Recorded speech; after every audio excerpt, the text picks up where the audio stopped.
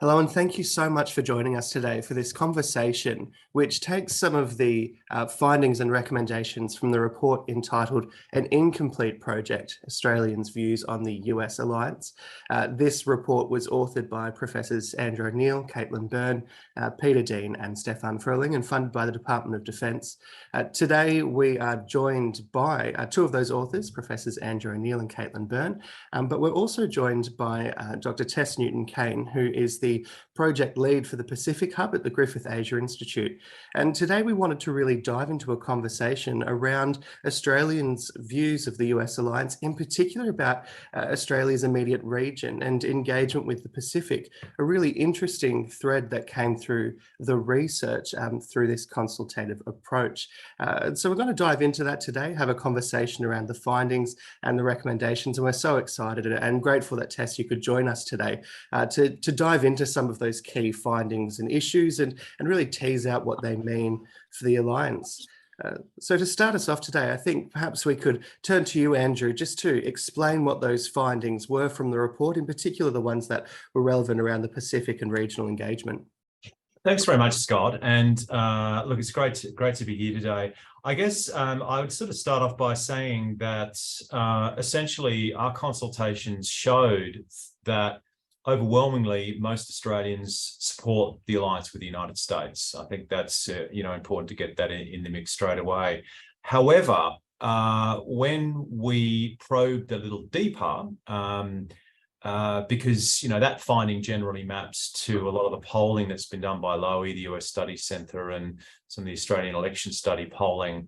So that didn't come as a huge surprise to us, but I think what became more evident as we dug down were some of the different categories underlying that. So we have full supporters, those who are largely, if not completely, unqualified in their support. We have reserve supporters who are qualified. They have certain qualifications in support for the alliance.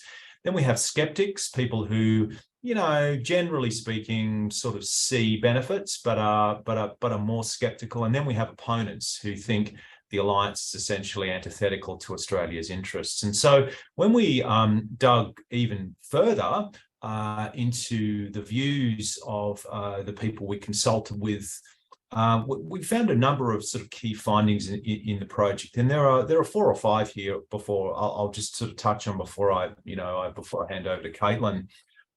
So the first is really that Australians want a broader-based alliance. They want an alliance that addresses non-traditional security threats and not just defence and traditional security. And of course, the big one here is climate action, climate security. That's what people really see the Australia-US alliance as needing to focus on increasingly. The other one too is that another finding is that Australians place strong emphasis on the transactional nature of the alliance. What's in it for us? And a sort of a repudiation of a values-led alliance. So most Australians who we consulted with kind of aren't convinced at all by the idea of sort of shared values between Australia and the US. They're much more focused on a pragmatic lens, what's in it for Australia from a national interest perspective. Australians are also uncertain about the practical significance of commitments in the alliance. What does it actually entail, and what does it actually oblige or commit Australia to do in a crisis situation? There was uncertainty around that.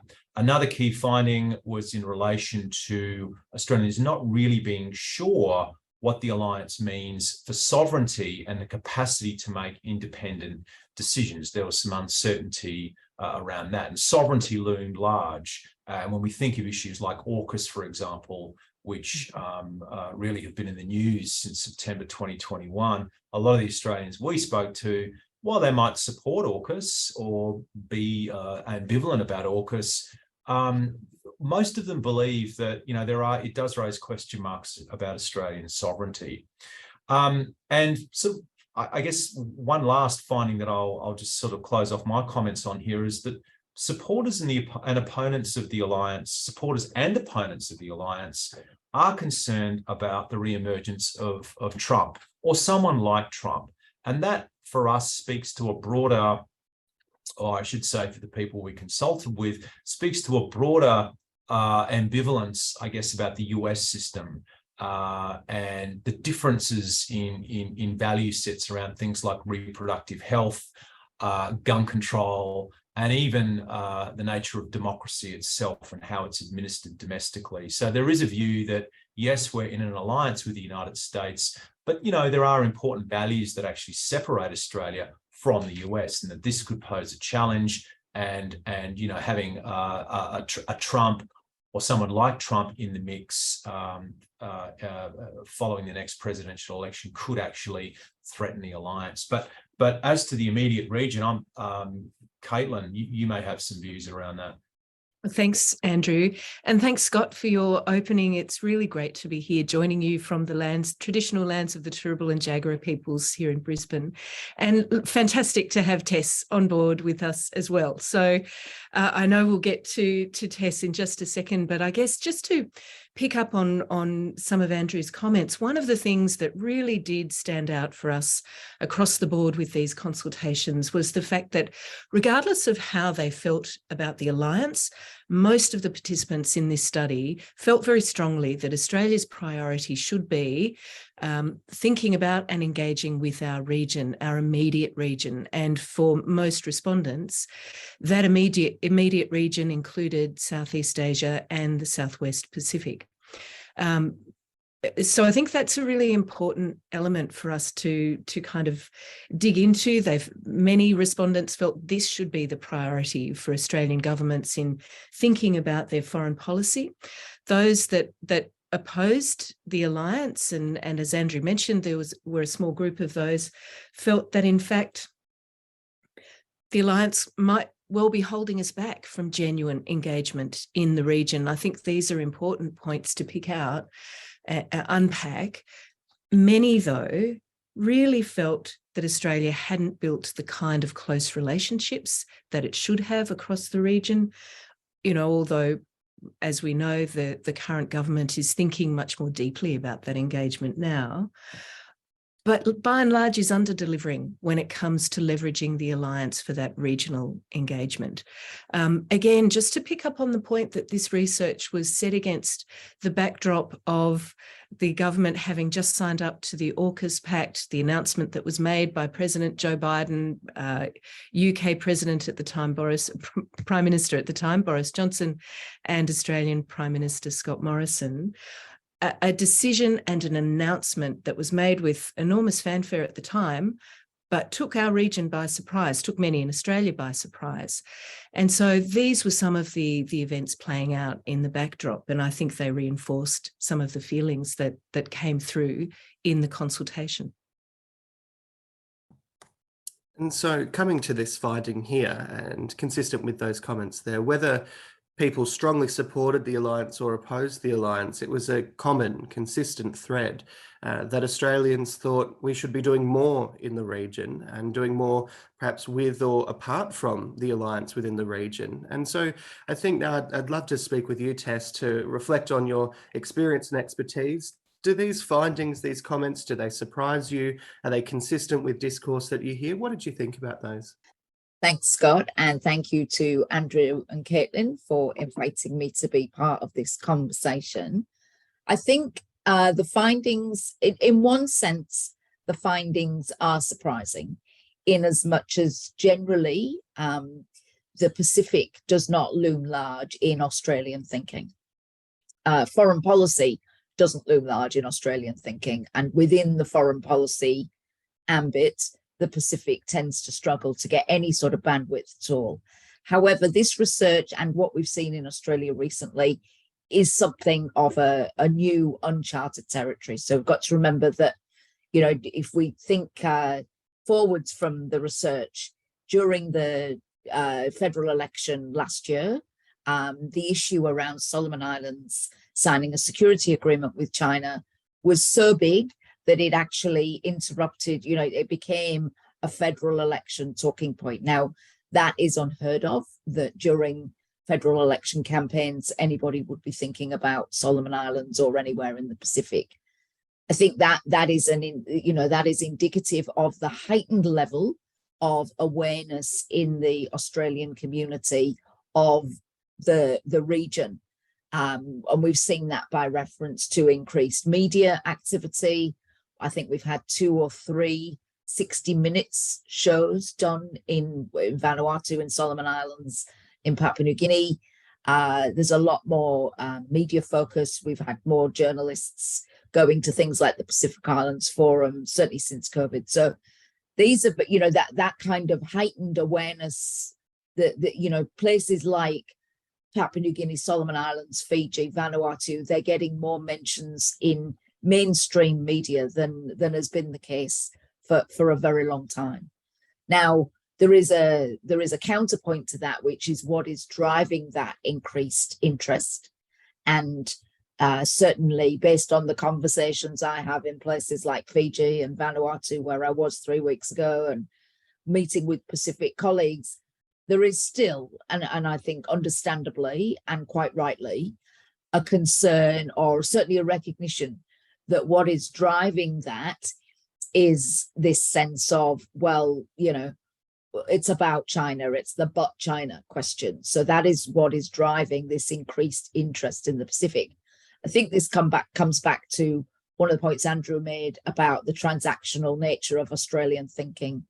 And that certainly is very much seen in the Pacific, and how these conversations are often framed. It's about transactionalism. It's about, what can we give the police in Solomon Islands that means they like us more than they like China, or that, you know, how can we get in and, you know, make sure, you know, we'll buy the Digicel network so that some vague possible Chinese buyer doesn't get it. You know, it's very much around that kind of, how can we manage the transactions, in the hope that then, by managing those transactions, that when we add all the transactions together, that will lead to what we want, which is a sense of influence or a sense of security. So I think that that to that extent, I'm not surprised. I think it is interesting that, given the amount of increased activity that we've seen in the region, and whilst, you know, we look to what this current government's doing, but if you look to what the previous government was doing, they were the ones that introduced this Pacific Step Up, and there was a lot of activity in the region that essentially only COVID brought an end to. But we had seen a huge number of visits by the Prime Minister, the Foreign Minister, and other ministers into the region, much more participation by all Australian ministers with their meeting with their ministerial counterparts in the Pacific. So COVID kind of put a brake on that, and then now we see this new government continuing with that work. Possibly, you know, I don't know that the quantum's necessarily changed, but certainly there does seem to be a difference in tone and approach.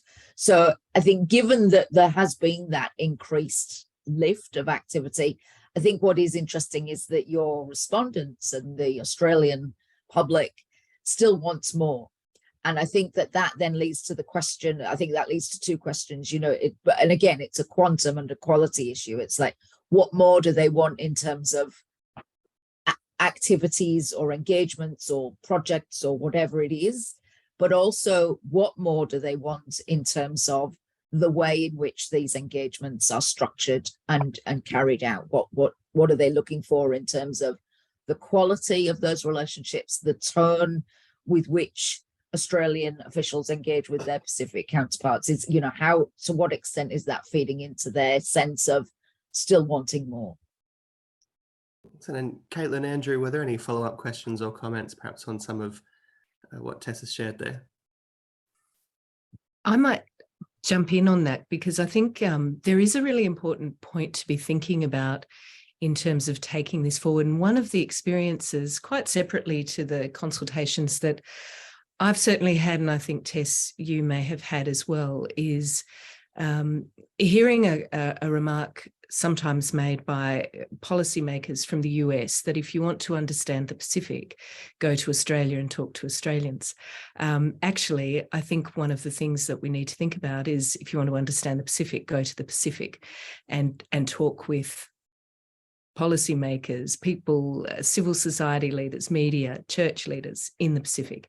And I think that's there is certainly an opportunity in given the interest that I think many Australians now have in the immediate region, to really think about how we engage and how we understand and how we listen. I think that's for me a really important part of what we've gained out of this project, and the recognition that listening has to be taken beyond our shores in some cases. I think, Tess and Andrew may want to speak a little bit more about that. Yeah, look, I think that within the Pacific, and I think, you mentioned the Southwest Pacific, and that's countries like Papua New Guinea, Solomon Islands, Vanuatu, Fiji, and obviously they are the ones that probably Australia thinks about most often when it thinks about the Pacific.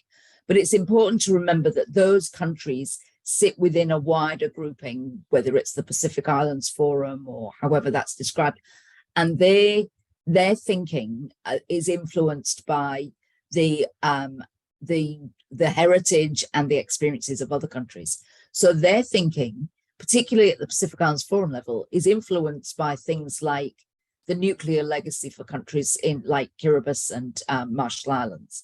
So even though that's not their legacy, they're still very cognizant of that legacy, and that still feeds into their thinking. And of course, Solomon Islands has its own issue around the legacy of World War II with unexploded ordnance. And as we've seen just recently, this is a huge issue for them. So all of this feeds into a very complicated and quite complex perception of where the US sits in relation to the region and where Australia sits. And I think it poses a really thorny issue for Australia, because on the one hand, Australia obviously has this alliance with the US, which is the backbone of its security position, and it wants to support that alliance. But on the other hand, I think Australia and Australian policymakers need to be aware that there's a lot of concern in the region about what the US is doing, the speed at which it may or may not be moving, the extent to which it can be relied upon, all of those things. And, Australia runs the risk of being seen, I think Australia runs the risk. I heard it said to me the other day in Canberra by a very senior person in the Pacific, who basically said that in their perception, Australia needed to choose, was it a member of AUKUS or was it a member of the Pacific Islands Forum? But to their thinking, the two could not be maintained compatibly. Now, that's quite an extreme position. I haven't heard that said across the board, but these types of conversations are ongoing. There's a lot of concern about AUKUS. There's a lot of concern about what it means and how destabilizing it is for the region. There's a lot of concern that small Pacific Island countries are feeling like the amount of activity and the level of engagement and the constant visits and all of these things are kind of not bullying them, but corralling them into making a strategic choice that they do not feel comfortable making and that they do not want to make. And Australia's position in this is really quite particular and very significant. You're quite right, Caitlin. I hear it from American interlocutors all the time about, oh, well, we're coming to Australia because you've got all the experts. And my kind of thing is like, I think I suggest you keep on moving because the experts are out there in these countries. That's where the experts live. I know on the Australian side, there are some concerns about the American approach and whether it's going to be beneficial or not. And I think that, there is also, in the middle of this, there is this kind of unspoken tension around, whilst on the surface, the Americans are saying, it's great to have the Australians on board. They're the experts. We can, they can teach us about the region.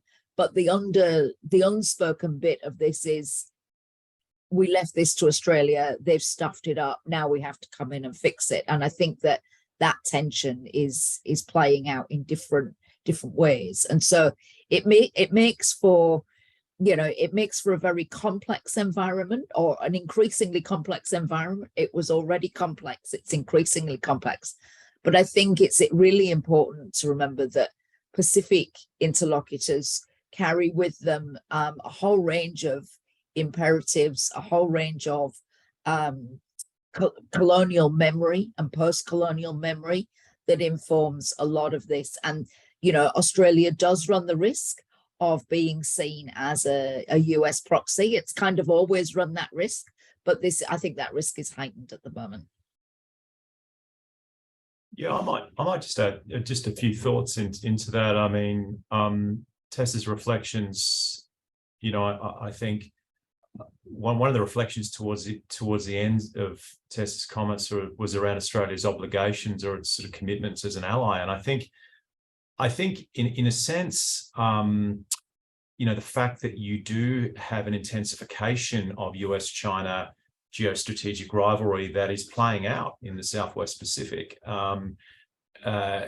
tends to underscore or sort of highlight, I guess, the sort of the two-speed nature of Australia's engagement in the region. And that is, on the one hand, Australia is seen, this is Australia's patch under the alliance with the United States, but more broadly under the Five Eyes arrangements. The South Pacific is Australia's patch. It needs to look after that. It's its responsibility. And I think Tess is right when she says that there's certainly perception in DC that I think it's fair to say the previous government, the Morrison government, didn't handle that, wasn't handling that well. And then you have the intervention of people like Kurt Campbell and others, and the US kind of fessing up and saying, well, look, we've kind of let our diplomatic presence in the region run down over time. That was a mistake. We need to fix that. And so I think there's that side of Australia's engagement in the region. I would not classify that as a proxy of the US. I think it's more Australia playing its role in the alliance to ensure that in the contemporary context that frankly China is not a new colonial power in the region, and I think that's a legitimate concern, not just by Australia and the US, but also on the part of some in the Pacific as well. But I think the second aspect of this, and I think this is where the Albanese government is perhaps, dare I say it, stepping up, is highlighting, I guess, the non-alliance dimension of this, and that Australia has its own national interests here that, most of which dovetail with the alliance, but some don't. And so Australia seeking to engage more effectively bilaterally and through the Pacific Islands Forum with countries in the region, I think is long overdue.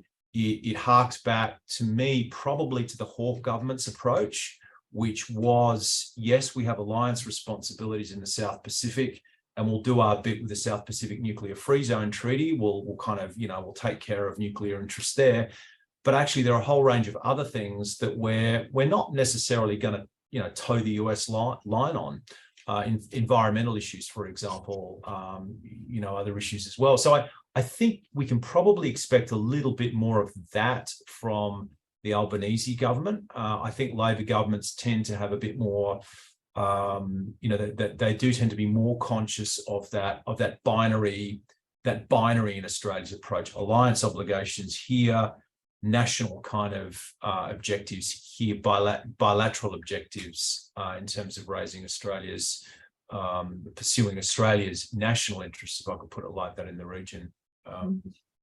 I just to build on that, sorry, and then I'll hand to you, Tess, for the last word, is I wonder if it's a binary approach or being multidimensional, really thinking about our foreign policy as a much more complex and complicated spectrum of alignments, alliances, relationships, and interests and influence, and being a little bit more cleverly calibrated in the way that we use those different levers.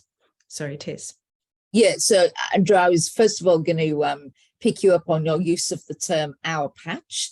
I've just about managed to convince Gareth Evans rather, to stop using that term. I mean, I think this is part of the issue, is that, the choice of language and the way that people think and talk about the region is really, can be really problematic. And, you know, the Pacific is not anybody's patch. It's not anybody's backyard. The Pacific is, you know, the blue Pacific is its own collection of sovereign states with its own strategic position and its own strategic thinkers and thinking. And I think that the sooner we can get to the point where people engage on that basis, the better. I mean, you know, I never hear Southeast Asia referred to as our patch. The thought that Australian policymakers or Australian media would talk about Southeast Asian countries in the way that they talk about Solomon Islands or Vanuatu is unheard of. And I think that that's a really, you know, it's a really kind of important indicator, and it's one that sets my, you know, my radar going. But I think the other issue is when, you know, you mentioned things like the South Pacific nuclear free zone and the Rarotonga Treaty. This is like, it's really hard to overstate the significance of that to the Pacific. I think it's really important to remember that the reason the Pacific Islands, one of the reasons that the Pacific Islands Forum was formed was because in the South Pacific Commission, which was the US, Australia, France, the UK, and New Zealand, in that forum, Pacific Island leaders were not allowed to talk about the stuff that they were concerned about, which included nuclear testing in their region. And one of the reasons that Ratu Mara led the walkout and set up what is now the Pacific Islands Forum was, we need somewhere we can talk about what's important to us.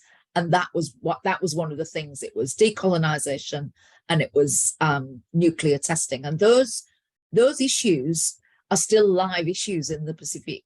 You know, the forum countries are lobbying for Japan to defer this discharge of treated nuclear waste into the ocean. So these are not matters of ancient history. These are very much live conversations. And I think that in order for Australia to be able to participate in the Pacific family, or to be a full and active member of the Pacific Islands Forum, so not just the financier, but a member, there needs to be this real deep understanding of why these issues are important. And the Pacific Islands Forum members, of which Australia is one, have made it very clear what their concerns are when it comes to security. And that's captured in the Boy Declaration. And they've made it very clear that what they see as their number one security threat are the impacts of climate change. So I think, again, you touched on the fact that the Australian consultations had shown that there needed to be a bigger aspect to this alliance, and climate security is one of those key issues. And that's where there's a really important conversation to be had with the Pacific as full partners and as full participants, not as our patch or you look after them, we'll look after these, but as, you know, this is a global challenge and we need to work together as global partners. I think these comments all speak to the very real complexity but importance of doing engagement, but doing it right. So I think this is a really, really wonderful conversation. If we can shift our attention to some of the recommendations of the report, I note that several of the recommendations in the report actually are very relevant to these questions and issues that we've raised. So if I could turn, Andrew, to you just to speak to what some of those recommendations may be, and Caitlin, you can speak to those as well, before we turn back to you, Tess, to ask questions about, well, how should Australia proceed from here? Yeah, thanks, Scott. So, I mean, it probably comes as no surprise that the recommendations map quite closely to the findings. So one of our kind of key recommendations is that government needs to be, when I say government, the federal government, which has oversight of, I guess, sort of custodianship of the alliance, needs to define more actively what the alliance is for, not just what it's against. So, yes, we know that the alliance certainly serves an important purpose in safeguarding Australia's security, certainly in a time where China is becoming more assertive through military modernisation programs, but also in the region in terms of seeking to advance its policy objectives. So we know that, but we also know that for Australians themselves, there is a desire to broaden the alliance. And again, as I said before, in relation to non-traditional security threats, not just traditional security.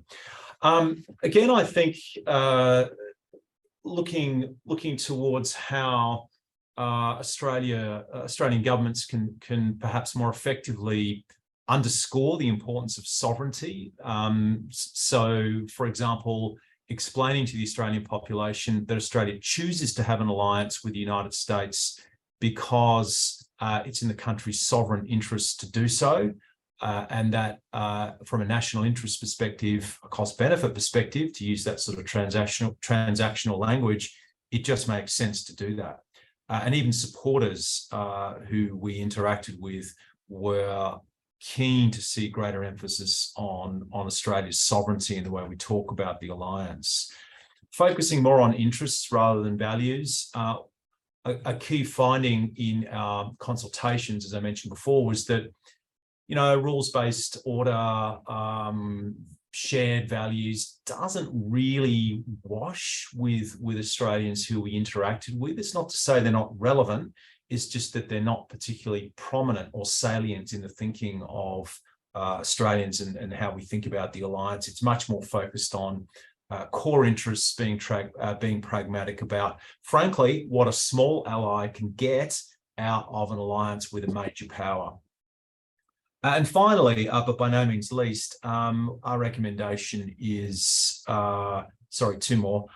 Maintain a focus on Australia's immediate region. And Caitlin's spoken really eloquently about the importance of doing that, and not perhaps getting, getting carried away on missions in the Middle East, where a lot of our focus should really be on our immediate region. And finally, but by no means least, enabling deeper consultation among Australians on the alliance. The former Secretary of the Department of Prime Minister and Cabinet, Peter Shergold, said several years ago that one of the key ingredients to successful policy is consulting with those whom the policy is going to impact.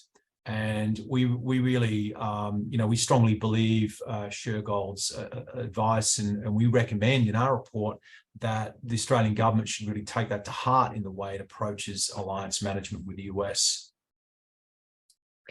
Scott, I might just pick up on those last points that Andrew's mentioned, and also the point that Tess made before about the value of language. I think listening in a public policy context can inform the kind of approach you take and the language you use. We did hear from people, skeptics and opponents of the alliance in particular, that the language around Australia's role as a deputy sheriff, for example, in Southeast Asia, wasn't necessarily seen as being helpful. It's not dissimilar to the point Tess made about the language of our patch. So I think that point of listening, both in a domestic context and in a wider context, actually plays an important role. It doesn't mean, that necessarily the views of all Australians are going to be reflected in foreign policy, but it does inform in a really important way the way that policy is designed and developed and crafted. And I think that's something. Listening is also seen as the core pillar of public diplomacy, and we can do public diplomacy at home as much as we can do it overseas. And so looking at this fifth recommendation in particular, to maintain a focus on Australia's immediate region, Tess, how do we do that? And how do we do it well? What are your thoughts on these recommendations that we've just discussed? So, I think it's a huge question. I think it's a really important question. I think that there are some kind of key fundamentals around this. And I actually think that it needs to start with the how and the why before we worry too much about the what. So we hear a lot about the what, so it's about more development assistance, it's about labour mobility, it's about opening up new diplomatic missions or sending, more calls by ships, or there's you can have endless lists. And one of my criticisms of the Pacific Step Up previously has been that it wasn't a strategy, it was a list. So we could but before underpinning all of that, or kind of before you get too carried away by that, I think it's really about the how, and it's really about the overall kind of like the overall philosophy or the overall tone with which this engagement is taken forward. And I think when people talk about the Pacific here in Australia and elsewhere, you know, we hear a lot about capacity deficits and the need for capacity development. I think for Australia and Australian policymakers, including those who have Pacific in their job titles, there is still a lot more work to be done about building capacity here at home before launching out into the region. I think there needs to be a great deal of self-reflection and self-critique of the way in which the Pacific is perceived, the way in which people think about the Pacific, the way in which people talk about the Pacific. I think there needs to be a recognition that there is a huge gap when it comes to Pacific literacy in Australia, a huge gap in the understanding of the history, what Australia's role is in that history. You know, how many Australians know that they were the colonizer, the final colonial authority for both Nauru and Papua New Guinea? How many Australians understand the impact of blackbirding and what that means for relationships with countries like Solomon Islands and Vanuatu? These are all really key bits of knowledge that need to be understood before you then launch into, well, what do Pacific Island people do? You know, what do they care about? What languages do they speak? How do they make their living? What sports do they play? You know, what religions do they practice? You know, just a general understanding of the Pacific. This is where Australians live. This is the region that they live in, and they need to have much more of an understanding. And there also needs to be a recognition that a lot of what has gone before, and some of which is rusted on, it is premised on a very concerning mix of racism and general lack of respect.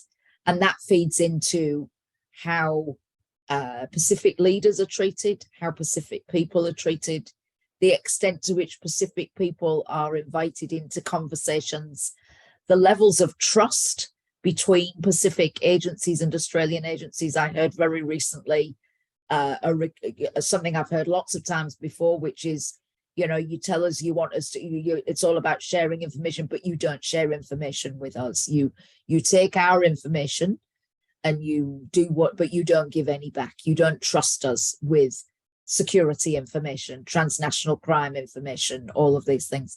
So, you know, I think it's really about building a sense of understanding that you know, when we say partnership, we really mean it. And we understand that, particularly when it comes to these non-traditional security threats, that, you know, the Pacific is a source of expertise. When it comes to climate diplomacy and global climate action, Pacific Island countries are global leaders, and they've become that without any help from Australia. In fact, some of them have become that despite Australia doing their best to get in the way. So this is the kind of realization that I think the Australian community needs to undertake, and also needs to hold its policymakers accountable to, that it needs to be calling out examples of policymakers not operating in this way and seeking for better engagement, seeking for much better quality engagement that's based on true respect and understanding, and recognizing that quality of relationship is something that takes time to build. And I think that is a concern at the moment, that things are moving very fast and things are changing quite frequently, and that there's almost this sense of, well, we haven't got time to do that listening, we haven't got time to build the relationships. And, you know, whilst on the one hand that may make sense, from an overall strategic point of view, it's a mistake and a misstep and needs to be avoided and rectified. Now, given that I wasn't an author on this report, I feel I can ask quite a spiky question, if I may. Tess, do you think our engagement within the region is helped or hindered by closeness with the United States? Yeah, it's a good question. And I think the answer to that, you know, I'm a lawyer, so the answer is it depends. I think that I think there is scope for it to be beneficial if Australia is able and willing to position itself as a member of the Pacific family, as a full member of the forum, and be able to take it to the US as to what that means and what it doesn't mean. I think there is a hope among some in the Pacific that Australia, with its extra presence or its increased presence and with its experience, can kind of mitigate some of the more overwhelming aspects of the US engagement, because it can seem a bit overwhelming. I think there's, on the other hand, there's also the hope that Australia, if Australia is going to be in AUKUS and the Partners for the Blue Pacific that don't have any Pacific Island members, that Australia will take on the responsibility of conveying Pacific concerns and Pacific priorities without necessarily filtering them through a Canberra lens, but be able to say, well, this is what our counterparts in the Pacific are telling us. And that might be around things like, trying to speed up the US response to this issue of unexploded ordnance in Solomon Islands. The US people tell me, oh, this is a real priority. We're moving really quickly on this. And it's like, well, it doesn't look quick to us. It may seem quick to you, but, how can Australia do that? But at the same time, and this is where I think that, this is where this problem or this snarly issue around the Australian approach to the Pacific is problematic, because, can people in the Pacific really trust that Australian policymakers and Australian officials will say to their American counterparts, actually, do you know what we need to do now? Let me go away and find some Pacific experts for you to come and for me to bring so that you can hear from them. Can we trust Australian institutions, including those that work at the heart of the defence and security community? Can we trust them to do that? And my feeling is that they are learning slowly, and some are getting better than others. But overall, I don't think that that is something that can be expected of Australian officialdom. I think it behoves others of us in other parts of the firmament to try and do more of that.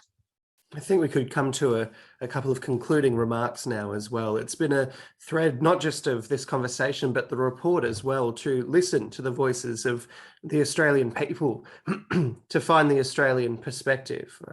And we've spoken even today about the importance of listening to the Australian people, listening to those who policy impact, listening to the Pacific. And in conversations, even external to this one, I know, Tess, you've spoken about the speed at which things are moving, but the real importance of listening to the Pacific. Perhaps that's something you could speak to as we conclude today's conversation. Yeah, I think, one of the things that I've touched on in other conversations, and which, my Pacific colleagues remind me of frequently, is Australia's struggle with engaging in a Pacific way, in engaging in a way that is culturally resonant for the Pacific. And the listening part is really important of this. So, in some parts of the Pacific, in Fiji, you will hear the term Talanoa or Tok Story in Solomon Islands. But it's really about recognizing that when we come together to listen and to talk, that sharing of knowledge has a great deal of cultural significance. So, a Vanuatu friend of mine once said, white people share their knowledge and hold on to their wealth, but in Melanesia, we hold on to our knowledge and share our wealth. So when Pacific people choose to share knowledge and choose to share their thinking, it is an act of generosity. It is an act of giving.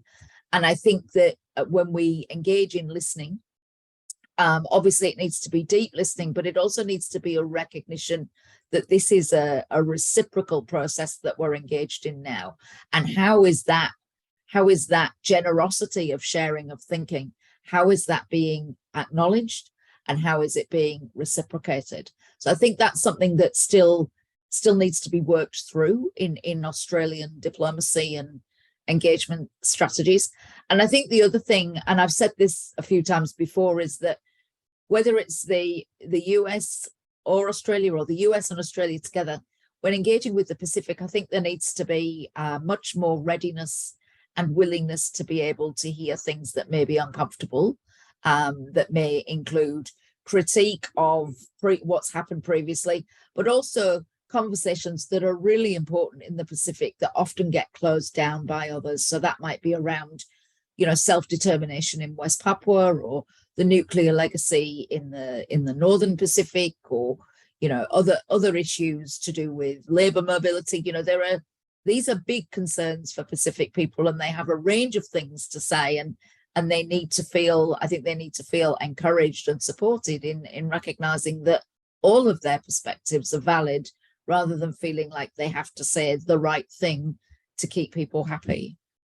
I'd love to thank you so much, Tess, for joining us for this conversation. It's Dr. Tess Newton-Cain, the project lead of the Pacific Hub at Griffith Asia Institute. I'd also love to thank Professors Andrew O'Neill and Caitlin Byrne for joining us today as we've discussed the findings and recommendations of the report entitled An Incomplete Project, Australians' Views on the Alliance.